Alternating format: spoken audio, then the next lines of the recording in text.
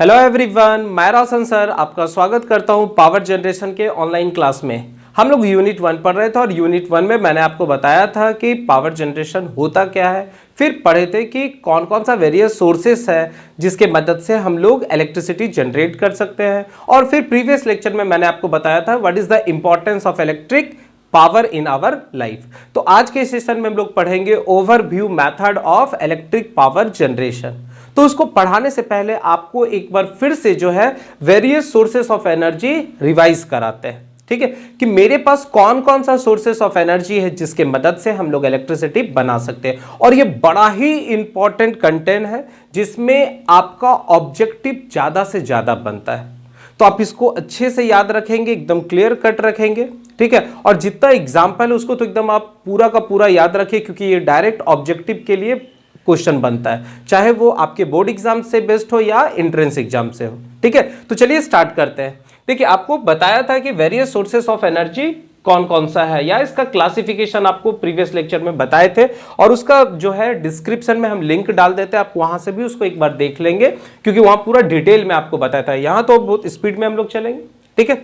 तो पहला क्या है, देखिए वेरियस सोर्सेस ऑफ एनर्जी में क्या कह रहा है कि पूरे वर्ल्ड में इतना सारा सोर्सेस ऑफ एनर्जी है या रिसोर्सेस है जिसके मदद से हम लोग इलेक्ट्रिसिटी कन्वर्ट कर सकते हैं।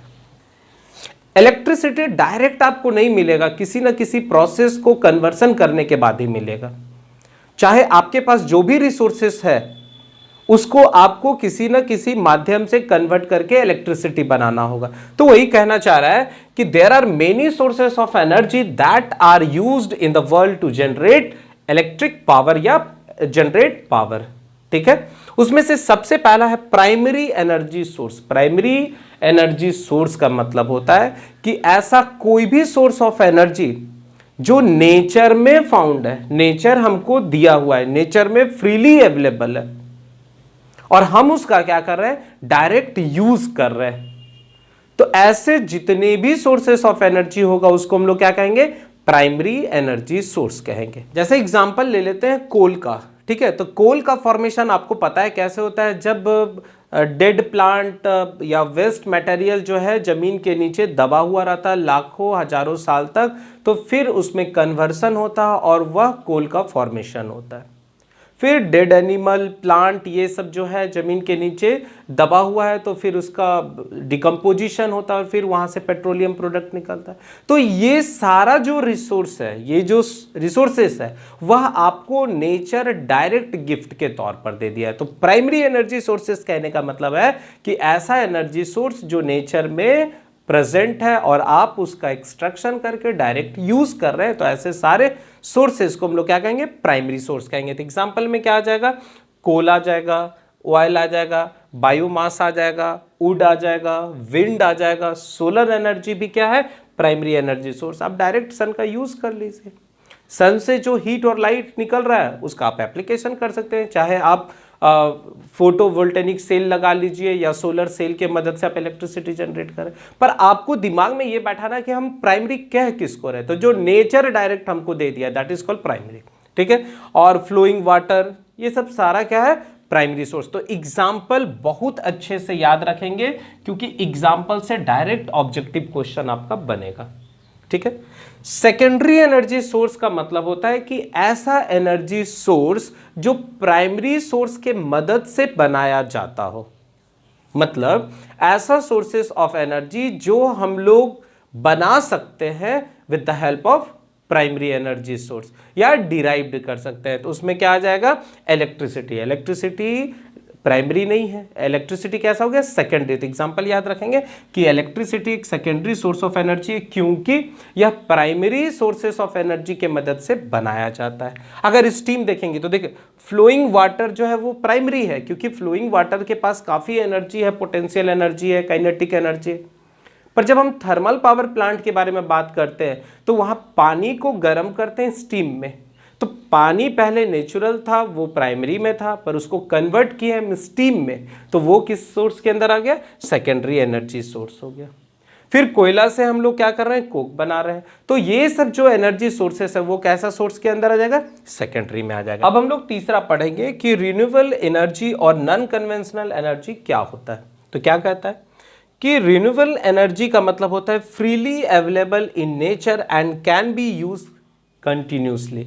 मतलब एक ऐसा एनर्जी का सोर्स जो नेचर हमको डायरेक्ट गिफ्ट के रूप में दिया हुआ है और हम उसका क्या कर रहे हैं, लगातार बार बार यूज कर रहे हैं, और उसका खत्म होने का चांसेस भी क्या है, नहीं के बराबर है। जब तक पृथ्वी है, जब तक जो ये पूरा ब्रह्मांड है, यूनिवर्स है, तब तक ये सोर्सेस ऑफ एनर्जी अवेलेबल रहेगा। तो उसमें एग्जांपल में आ जाता है सोलर एनर्जी, ठीक है। और सोलर एनर्जी की मदद से हम कैसे सोलर पावर प्लांट के बारे में डिस्कशन करेंगे कि सोलर एनर्जी से हम लोग कैसे इलेक्ट्रिसिटी जनरेट करते हैं। तो यही चीज हमको पढ़ना है overview method of power generation में, कि सोलर एनर्जी के मदद से आप कैसे सोलर पावर प्लांट का सेटअप करके इलेक्ट्रिसिटी बना रहे हैं, विंड एनर्जी की मदद से कैसे आप विंड पावर प्लांट बैठा के इलेक्ट्रिसिटी बना रहे हैं, हाइड्रो एनर्जी मतलब पानी के मदद से आप कैसे इलेक्ट्रिसिटी जनरेट कर रहे हैं, तो वहाँ हाइड्रो पावर प्लांट पढ़ेंगे।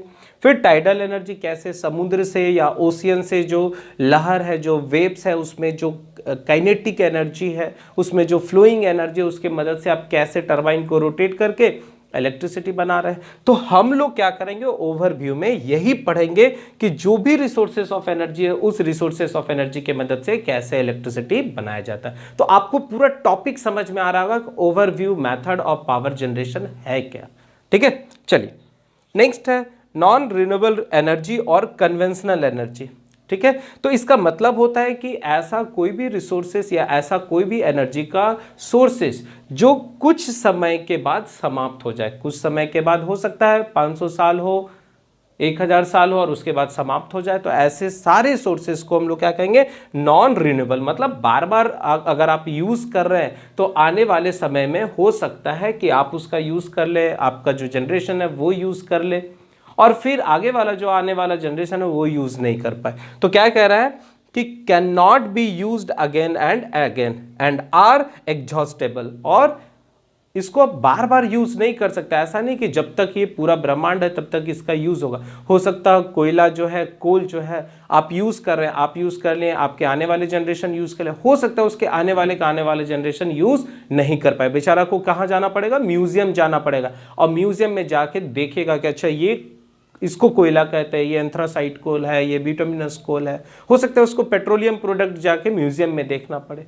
तो अभी क्या कर रहा है आदमी जो है, ये सारे रिसोर्सेस का कोई ना कोई दूसरा विकल्प ढूंढ रहा है कि आखिर ये आने वाले समय में खत्म हो जाएगा, तो हम क्या करेंगे, किसी तरह इलेक्ट्रिसिटी जो है वह ज़्यादा डिपेंडेंट किस पर हो जाएंगे, रिन्यूएबल। और रिन्यूएबल रिसोर्सेस ऑफ एनर्जी के मदद से जो हम लोग इलेक्ट्रिसिटी बनाते हैं वो सारा का सारा जो है ग्रीन एनर्जी के अंदर आ जाता है। क्यों?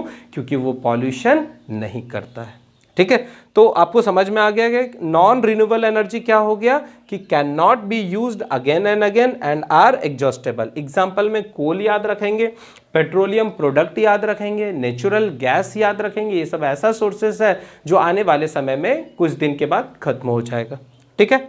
नेक्स्ट आ जाते हैं कॉमर्शियल एनर्जी, ठीक है। कॉमर्शियल एनर्जी का मतलब होता है कि ऐसा कोई भी एनर्जी का सोर्सेस, ध्यान से सुनेंगे, ऐसा कोई भी एनर्जी का सोर्सेस जिसको यूज करने के लिए जो कंज्यूमर है उसको पैसा देना पड़ रहा है, वो परचेस कर रहा है और तब फिर जाके उसका यूज कर रहा है। तो ऐसे जितने भी सोर्सेस ऑफ एनर्जी होगा वो किसके अंदर आ जाएगा, कॉमर्शियल के अंदर आ जाएगा। जैसे एग्जांपल, अगर आप पेट्रोल यूज कर रहे हैं, चाहे अपने गाड़ी को चलाने के लिए, या डीजल यूज कर रहे हैं जनरेटर को चलाने के लिए, तो आपको डीजल या पेट्रोल खरीद के लेके आना पड़ रहा है, जिससे आप इलेक्ट्रिसिटी बना रहे हैं या प्रोड्यूस कर रहे हैं। तो वो किसके अंदर आ जाएगा, कॉमर्शियल के अंदर। जैसे थर्मल पावर प्लांट है तो उसको कोयला खरीदना पड़ता है ना, और फिर उस कोयला को कंबसन करके वाटर को स्टीम बना रहे हैं, तो वहां कोयला खरीद रहा है, तो वो भी किसके अंदर आ जाएगा, कॉमर्शियल एनर्जी। तो एग्जांपल क्या कर रखेंगे कि कॉमर्शियल एनर्जी में क्या आ जाएगा, इलेक्ट्रिसिटी भी आ जाएगा, क्योंकि इलेक्ट्रिसिटी का जो है 30 दिन के बाद आपको बिल थमा देता है, आप उसका यूज कर रहे हैं, आपको उसका पैसा देना पड़ रहा है। फिर कोल हो गया, पेट्रोलियम प्रोडक्ट हो गया, नेचुरल गैस हो गया, all are the commercial energy. और लास्ट आ जाएंगे नॉन कॉमर्शियल एनर्जी का मतलब है कि नेचर आपको दे दिया है गिफ्ट के तौर पर, ठीक है, नेचर में इजीली अवेलेबल है, उसके लिए आपको कोई पैसा वैसा देना नहीं पड़ रहा है। जैसे मान लीजिए आप बहुत बड़े किसान हैं, तो आपका बहुत सारा जो अनाज होने के बाद उसका एग्रीकल्चर जो वेस्ट होता है वो एग्रीकल्चर वेस्ट आप ईंधन के रूप में यूज कर रहे हैं या जानवर को चारा देने के लिए यूज कर रहे हैं, तो वो आपके पास इजीली अवेलेबल है, आपको किसी को पैसा देना नहीं पड़ रहा है। ठीक है, तो एग्रीकल्चर वेस्ट आ गया। एनिमल वेस्ट जो आपका है, चाहे वो गोबर है या उससे हम लोग जो है बायोगैस बना रहे हैं, तो ये किसके लिए, किस में आ जाएगा, नॉन कॉमर्शियल, क्योंकि उसके लिए आपको पैसा नहीं देना पड़ रहा है। तो आई थिंक आपको सोर्सेस ऑफ एनर्जी वापस अच्छे से समझ में आ गया होगा। और अब हम लोग पढ़ेंगे overview of method of power generation, जिसमें आज हम लोग पहला पढ़ेंगे कि how we convert the solar energy into the electrical energy, जिसमें हम लोग रिन्यूएबल रिसोर्सेस ऑफ एनर्जी में सोलर एनर्जी के बारे में पढ़ाई करेंगे कि सोलर एनर्जी से कैसे हम लोग इलेक्ट्रिकल एनर्जी बनाते हैं। फिर हम लोग पढ़ेंगे विंड एनर्जी से कैसे हम लोग इलेक्ट्रिकल एनर्जी बनाते हैं। फिर हाइड्रो एनर्जी से पढ़ेंगे। फिर यहाँ कोल से अगर आ जाएंगे नॉन रिन्यूएबल में, तो कोल हो गया, पेट्रोलियम प्रोडक्ट हो गया, नेचुरल गैस हो गया, ये सारा थर्मल पावर प्लांट के अंदर आ जाएगा। और फिर अगर न्यूक्लियर फ्यूल का यूज कर देंगे तो न्यूक्लियर पावर प्लांट के अंदर आ जाएगा। तो धीरे धीरे करके हम लोग क्या करेंगे, सारे टॉपिक को कवर करने का कोशिश करेंगे। ठीक है, और इसमें क्या करना है बाबू कि अभी जो पहले यूनिट में हम लोग पढ़ा रहे हैं वो थोड़ा थोड़ा ही पढ़ाई करना है। फिर इसके लिए क्या है, थर्मल पावर प्लांट के लिए एक अलग यूनिट है, हाइड्रो पावर प्लांट के लिए एक अलग यूनिट है, और फिर उस यूनिट में आपके पूरे सेटअप को समझाएंगे। ठीक है, तो चलिए आगे बढ़ते हैं हम लोग।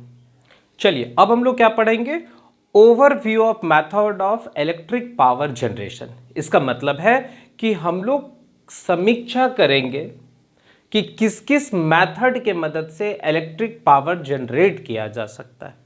आपको बताए थे कि हम लोग के पास बहुत सारा सोर्सेस ऑफ एनर्जी है जिसको हम लोग कन्वर्ट करके इलेक्ट्रिकल एनर्जी बना सकते हैं। उसमें रिन्यूएबल रिसोर्सेस ऑफ एनर्जी भी है और नॉन रिन्यूएबल रिसोर्सेस भी है।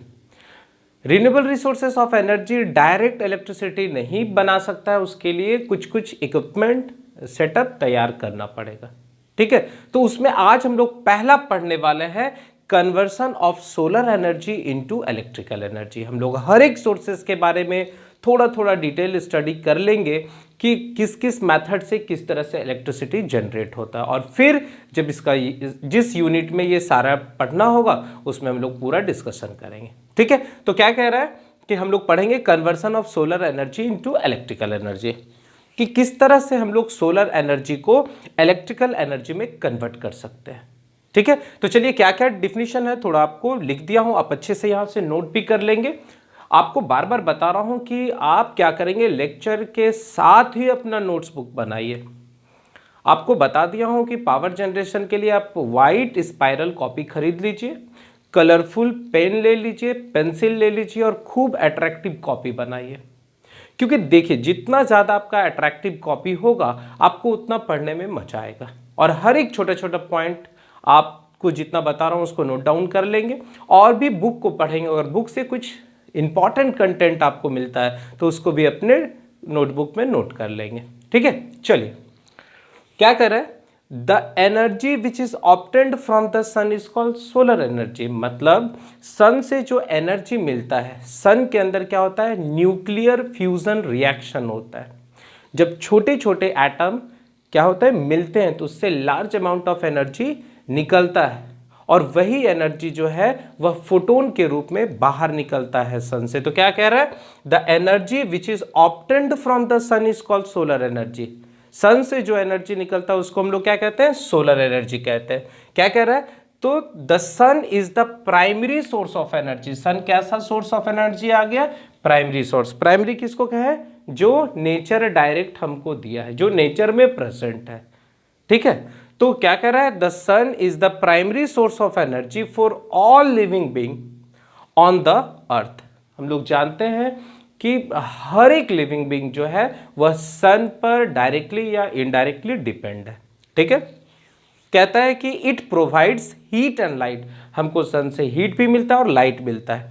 In sun nuclear fusion reaction, ये सब ऑब्जेक्टिव में क्वेश्चन आने का चांसेस बहुत ज्यादा है। ठीक है, in sun nuclear fusion reaction takes place. जब छोटे छोटे एटम एक दूसरे से मिलते हैं और उसके मिलने के कारण large amount of energy develop होता है, तो ऐसे रिएक्शन को हम लोग क्या कहते हैं, न्यूक्लियर फ्यूजन रिएक्शन कहते हैं।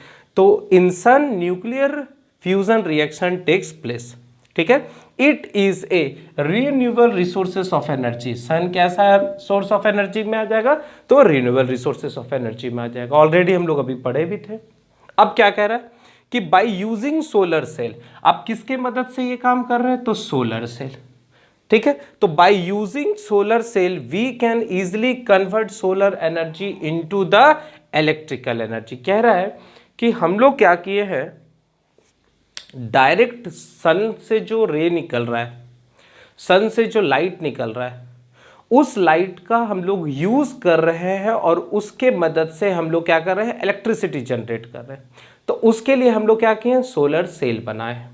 सोलर सेल मेनली किससे बना हुआ है, तो वो सेमीकंडक्टर मटेरियल से मिलके बना हुआ है। और सेमीकंडक्टर में भी हम लोग किसका यूज कर रहे हैं, सिलिकॉन का कर रहे हैं। तो क्या कह रहा है कि by using solar cell we can easily convert the solar energy into the electrical energy, ठीक है।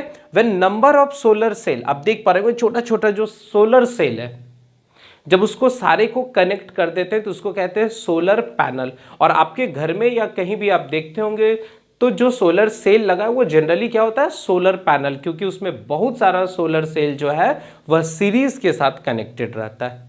तो क्या कह रहा है कि when number of solar cell, लिख भी दिया हूं, made from semiconductor material mainly silicon रहता है, are connected in series then it form a solar panel. तो वो क्या बना रहा है, सोलर पैनल बनाता है, ठीक है। When a suitable frequency of A light is incident on the solar panel, जब सन से सुटेबल फ्रीक्वेंसी ऑफ लाइट निकलना चाहिए। सुटेबल फ्रीक्वेंसी कहने का मतलब है कि वैसा फ्रीक्वेंसी जिससे जो सोलर सेल है, जो सोलर प्लेट है, उसमें जो सिलिकॉन का इलेक्ट्रॉन्स है, जिसको हम लोग फ्री इलेक्ट्रॉन्स कह रहे हैं, वो क्या करे, मूव करने लगे। तो क्या कह रहा है कि when a suitable frequency of light is incident on solar panel, ठीक है, it convert solar energy into the DC electricity. तो याद रखेंगे कि सन से जो रे आ रहा है वो आपका सोलर पैनल पर पड़ रहा है, और सोलर पैनल क्या है, सेमीकंडक्टर मटेरियल से बना हुआ है। तो उसमें क्या होता है कि वो जो सोलर पैनल होता है या जो सोलर सेल होता है वो लेयर बना हुआ रहता है, जिसमें कि एन टाइप का लेयर रहता है और पी टाइप का लेयर रहता है, और बीच में क्या हो, एक डिप्लीशन लेयर भी रहता है, ठीक है। तो क्या कह रहा है कि जब एक suitable frequency of light solar plate पर पड़ता है तो उसमें जो फ्री इलेक्ट्रॉन्स रहता है वो मूव करने लगता है, वो फ्लो करने लगता है, और उसके कारण क्या होता है, इलेक्ट्रिसिटी जनरेट करता है। देखिए किसी भी मटेरियल के अंदर हजारों करोड़ों फ्री इलेक्ट्रॉन्स है, पर वो सारा का सारा जो फ्री इलेक्ट्रॉन रहता है वो कहीं ना कहीं बाउंडेड रहता है, जो अपने न्यूक्लियस को छोड़ के बाहर नहीं जा सकता है। और वो न्यूक्लियस को छोड़ के तभी बाहर जाएगा जब उसको एक सुटेबल अमाउंट ऑफ एनर्जी मिलेगा। अगर लाइट से जो सन से जो लाइट आ रहा है उसके पास एक एनर्जी होता है, वो एनर्जी कितना हो गया, E is equal to h nu, जिसको हम लोग फोटोन कहते हैं। एच क्या हो गया, प्लैंक कांस्टेंट हो गया, और न्यू क्या हो गया, फ्रीक्वेंसी हो गया, ठीक है। तो जो सन से लाइट निकल रहा है उसके पास इतना एनर्जी है, और इसी एनर्जी को हम लोग क्या कहते हैं, थ्रेशोल्ड एनर्जी कहते हैं। इसका मतलब एक मिनिमम अमाउंट ऑफ एनर्जी जो किसी भी मटेरियल पर पड़े और उसके फ्री इलेक्ट्रॉन्स को निकाल दे तो उसको हम लोग थ्रेशोल्ड एनर्जी कहते हैं। तो यहां भी क्या कह रहा है कि when a suitable frequency of light is incident on the solar panel it convert solar energy into A DC electricity. तो एक क्वेश्चन आपको यार यहां पर ऑब्जेक्टिव का और बन गया कि सन से अगर सोलर पैनल पर लाइट पड़ रहा है और उसके द्वारा जो इलेक्ट्रिसिटी जनरेट हो रहा है वो कैसा रहेगा, डीसी रहेगा, that is called direct current, ठीक है। दो तरह का करंट होता है, एक अल्टरनेटिंग करंट होता है और दूसरा डायरेक्ट करंट होता है। अल्टरनेटिंग करंट में क्या होता है कि फ्लक्चुएशन होते रहता है, डायरेक्ट करंट में क्या है, कांस्टेंट रहता है। तो जो बैटरी से या डीसी जो सोलर पैनल से आपका करंट जनरेट हो रहा है वो जनरली क्या होता है, डीसी करंट होता है, ठीक है। तो डीसी इलेक्ट्रिसिटी होता है। अब क्या कह रहा है कि current produce from the solar panel is store in the battery, ठीक है। अगर आप सोलर पैनल अपने छत पर लगा लिए तो याद रखेंगे कि सोलर पैनल को अगर हम किसी सोर्सेस के मदद से जोड़ दें, जैसे मान लीजिए मेरे पास अप्लायंसेस है, हम टीवी चला रहे हैं, फैन चला रहे हैं, तो वो जितना है वो लगभग जो है एसी करंट पर काम करता है। पर अगर हमको सोलर सेल के मदद से कोई अप्लायंसेस चलाना होगा तो ये याद रखेंगे कि वो फैन हमको डीसी लगाना होगा, या टीवी अगर जो हम यूज़ कर रहे हैं उसमें डीसी सेटअप करना होगा, तो डायरेक्ट क्या होगा, सन से लाइट आएगा, सोलर पैनल पर चलेगा और फिर आपका अप्लायंसेस चलेगा। पर जनरली हम लोग के घर में क्या रहता है कि हम लोग सोलर पैनल लगा लेते हैं और एक कंट्रोलर रखते हैं जो वोल्टेज को कंट्रोल करता है, फिर एक बैटरी रखते हैं जहां पर चार्ज जाके स्टोर होता है, और एक इन्वर्टर रहता है जो डीसी करंट को एसी करंट में कन्वर्ट करता है। ठीक है, तो वही सारा चीज लिखा हुआ है कि current produce from the solar panel is store in the battery and inverter convert the DC voltage to AC voltage and this AC voltage is used to run the appliances, चाहे आपका फ्रिज हो, fan हो, TV हो, light हो, वो सब हो। ठीक है, solar cell is also known as photovoltaic cell. ध्यान देंगे कि सोलर सेल का दूसरा नाम क्या है, फोटोवोल्टेइक सेल है। फोटो का मतलब होता है लाइट, तो अगर कोई सुटेबल फ्रीक्वेंसी ऑफ लाइट किसी भी मेटल सरफेस पर पड़े और उससे फ्री इलेक्ट्रॉन निकाल दे तो ऐसे घटना को फोटो इलेक्ट्रिक इफेक्ट कहते हैं। तो सोलर सेल में क्या होता है कि एक सुटेबल फ्रीक्वेंसी ऑफ लाइट पड़ता है और उससे फ्री इलेक्ट्रॉन्स निकलता है और उसके कारण वोल्टेज जनरेट हो रहा है। ठीक है, तो इसलिए इसका नाम क्या है, फोटोवोल्टेइक सेल कहते हैं। Okay, solar cell consist of 3 layer. Solar cell में क्या होता है, 3 लेयर आपका रहता है। टॉप लेयर को कहते हैं N type layer. N type layer का मतलब होता है कि उस लेयर में हाई कंसंट्रेशन ऑफ इलेक्ट्रॉन्स है, और इलेक्ट्रॉन्स कैसा हो गया, नेगेटिव चार्ज हो गया, तो इसलिए एन टाइप्स हो गया। और जो बॉटम लेयर है वो bottom layer is called P types, और पी टाइप्स का मतलब होता है हाई कंसंट्रेशन ऑफ प्रोटॉन, और बीच में एक लेयर होता है जिसको हम लोग क्या कहते हैं, डिप्लेशन रीजन कहते हैं। और फिर जब लाइट इस पर पड़ता है तो वो इलेक्ट्रॉन क्या होता है, वहां से फ्लो करके आपका जो है पी टाइप्स में जाता है या डिप्लेशन लेयर में जाता है, वहाँ होल क्रिएट करता है और इस तरह से मूवमेंट फ्री इलेक्ट्रॉन का होते रहता है और फिर वो फ्लो करता है और फाइनली हम लोग उसको बैटरी में यूज़ करते हैं, मतलब स्टोर करते हैं, और फिर उस बैटरी के मदद से, इन्वर्टर के मदद से हम लोग उसको डीसी से एसी में कन्वर्ट करते हैं और अप्लायंसेस चलाते हैं। तो आई थिंक आपको सोलर सेल किस तरह से कन्वर्ट इलेक्ट्रिसिटी में करता है उसका कुछ ब्रीफ नॉलेज आपको हो चुका होगा। ठीक है, तो आज के लिए बस हम लोग इतना ही रहने देते हैं। नेक्स्ट क्लास में आपको जो है overview method of electric power generation में हम लोग दूसरे मेथड को पढ़ेंगे कि how the wind energy is converted into the electrical energy, या फिर हम लोग पढ़ेंगे कि कैसे ओशियन एनर्जी या टाइडल एनर्जी के मदद से इलेक्ट्रिसिटी जनरेट करते हैं। तो हम लोग रिन्यूएबल रिसोर्सेज से जितना इलेक्ट्रिसिटी जनरेट कर सकते हैं वो सारा आपको क्लासेस में डिस्कस करेंगे, और फिर नॉन रिन्यूएबल में जाएंगे जिसमें थर्मल पावर प्लांट आएगा, न्यूक्लियर पावर प्लांट आएगा, और रिन्यूएबल में हाइड्रो पावर प्लांट आ जाएगा। तो इसके बारे में भी आपको डिटेल बता देंगे, तो तब जाके मेरा पूरा overview of method of electric power generation खत्म होगा। तो आप लोग क्या करेंगे, मन लगा के पढ़ते रहेंगे और बार बार लेक्चर को अच्छे से सुनिए और कॉपी में उसको अच्छे से नोट डाउन कीजिए। ठीक है, चलिए आज के लिए बस इतना ही रहने देता हूं। नेक्स्ट लेक्चर में नए टॉपिक के साथ मिलते हैं, तब तक आप लोग घर पर अच्छे से रहिए और मन लगा के पढ़ते रहिए। ठीक है, थैंक यू।